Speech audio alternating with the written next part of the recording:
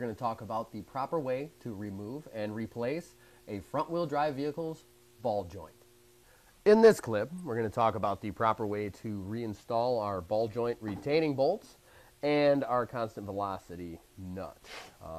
We're going to do, this bolt slides through a hole in the back of the spindle. You'll be able to see it poke through right here when I get it properly aligned. You may need to tap it in with a hammer or various other devices.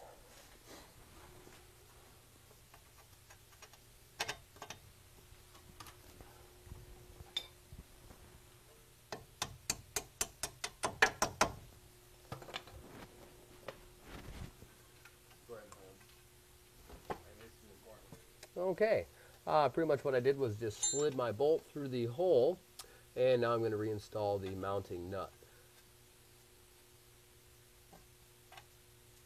I need a 17 millimeter wrench. As you can see, my nut is threaded right on there pretty good.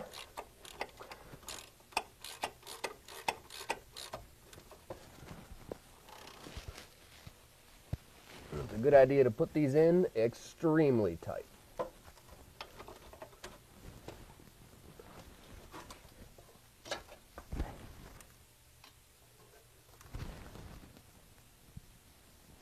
All right, and there you go. That's the proper way to install your vehicle's ball joint nut. Run down my CV. Okay, I'm going to push my constant velocity joint through and run this down as far as I can with my hands.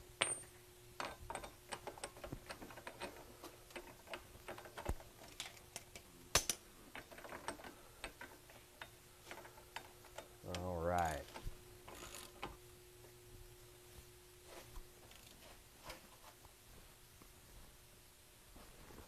Okay, once you have that done, there may be a cotter pin or there may be a pound style nut. As you can see, there's a groove right here. I'm going to take my screwdriver and hammer a portion of this nut down into that groove. That keeps the nut from spinning loose as you drive the vehicle. Okay.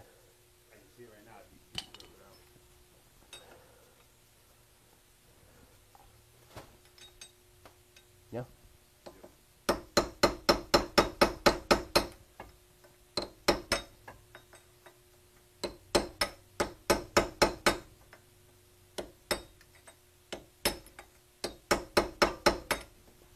All right.